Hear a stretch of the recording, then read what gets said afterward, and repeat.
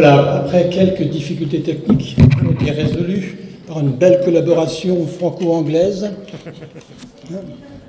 ce qui met le Brexit très loin, nous allons sommairement, en 5-10 minutes, nous approcher du monde médiéval et de la communication des idées, déjà. Et cette communication passe automatiquement par les voies de circulation du XIVe siècle. Là, vous avez les circulations marchandes, et les dominicains suivaient ces circulations marchandes. Mais il n'y avait pas que les dominicains qui les suivaient. Il y avait les peintres, il y avait les artisans, il y avait les drapiers, il y avait tout un monde sur les routes. C'était pire qu'un National 7 en plein été.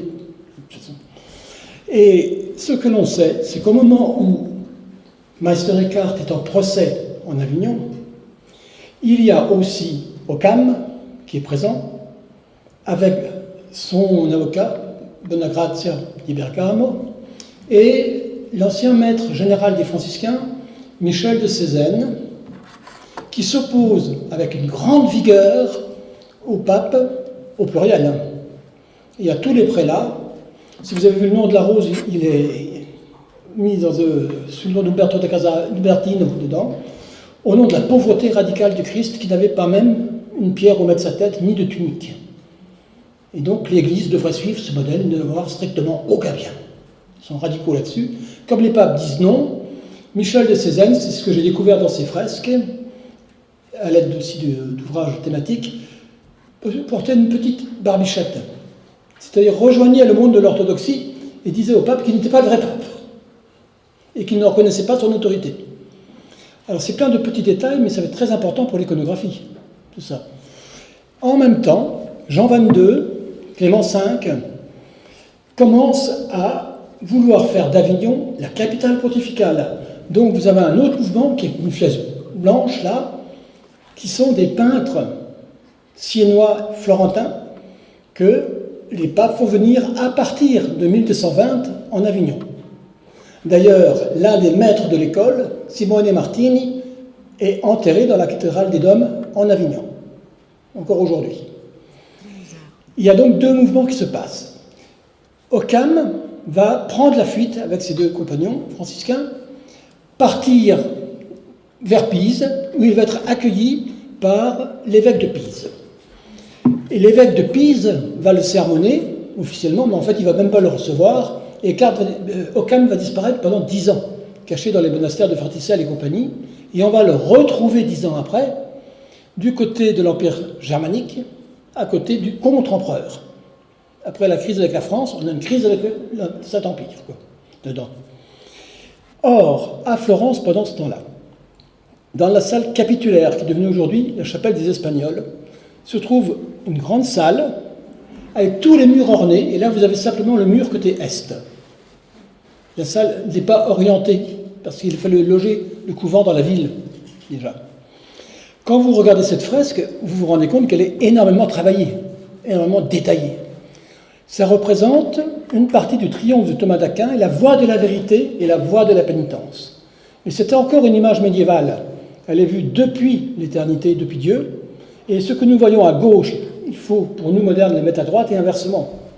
C'est pourquoi vous avez, sur notre gauche, vous le voyez en petit, des prélats, sur la droite, des hérétiques, et les hérétiques sont quand même beaucoup plus mauvais que les prélats. Il faut tout retourner comme ça.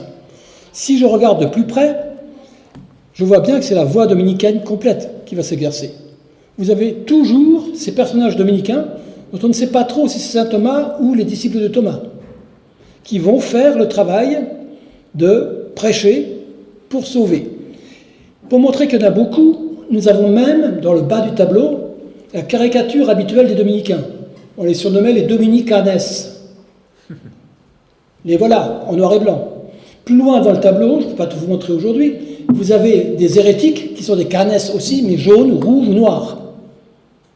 Ils ne sont pas de cette belle couleur blanche et noire des dominicains. Dedans. Regardons de plus près maintenant le travail sur les gentilles, la somme aux gentilles qui est présentée. Le résultat en est que les juifs et les mahométans déchirent leurs propres livres. C'est quand même assez grave, dedans.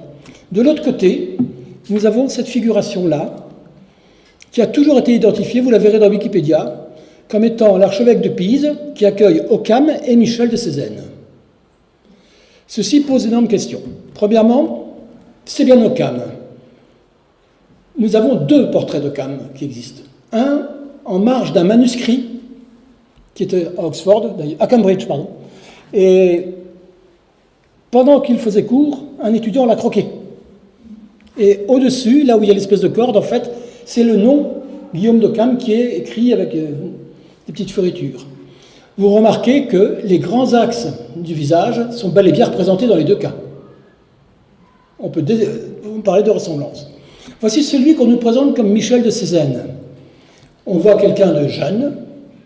On voit quelqu'un de jeune qui ne porte pas de barbichette, qui les yeux grands ouverts, etc. Il n'a rien à voir, en fait, avec Michel de Cézanne. Michel de Cézanne, nous allons le trouver ici, âgé, et regardez la main du franciscain, il tend le nœud de pauvreté. Là, on a Michel de Cézanne, et pas dans l'autre. L'autre est le compagnon de Occam et son avocat, Bonagrazia di Bergamo. Ce qui fait que, juste à côté du vrai personnage, nous avons ces deux frères dominicains. Et si l'on compte bien, cela nous donne le nombre de procès instruits en Avignon dont ont été témoins ces peintres. Et ils peignaient la salle des audiences. Donc ils les ont bien vus passer. Des procès qui ont fait retentir énormément parce qu'ils étaient dirigés contre l'ancien ministre général des franciscains, contre Guillaume Durand de Saint-Pourçain, la girouette, dont on ne savait pas trop que faire. C'est quelqu'un qui avait plus de volonté d'arriver que de savoir-faire théologique. Non, mais il savait naviguer en eau trouble, tantôt en grâce, tantôt en disgrâce. C'est pour ça qu'il est représenté là, dans cette fresque, complètement tordu, avec le visage tourné vers la gauche, dans l'imagerie du fourbe, du menteur. Dedans. Nous avons eu Michel de Cézanne avec sa petite barbichette, Guillaume d'Occam qui montre bien, si on va en arrière un tout petit peu, il montre bien que ce que dit l'évêque, ça lui passe au-dessus de la tête. Là, vous voyez, le visage d'Occam, il est très expressif. Si l'évêque lui parlait de la dernière course hippique ou du résultat de l'euro, ce serait la même chose. Strictement rien à faire. Et nous avons le dernier grand procès, qui est le procès de Maître Eckhart, maître en Saintes Écritures. Et là, nous avons Maître Eckhart qui est représenté. Pourquoi Maître Eckhart est-il roux sur cette photo? C'est tout simplement parce que quand on agrandit très fortement ces images, on voit même les carrés de calque qui avaient été déposés dessus. On peut les faire revenir en modifiant les courbes chromatiques. Et on retrouve sous ces fresques visibles le tracé rouge à la sanguine qu'on effectuait avant de poser les couleurs. Et le visage lui-même a été passé à la sanguine dans les grands traits, et c'est la sanguine qui a ressorti, qui a coloré le visage.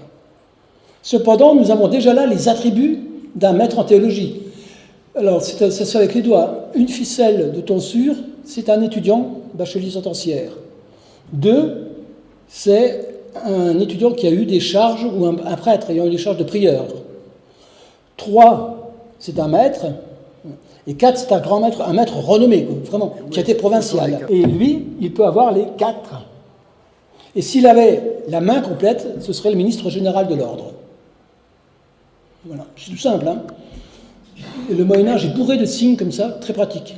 Là, on le voit bien, il a la tonsure du maître qui a été provincial.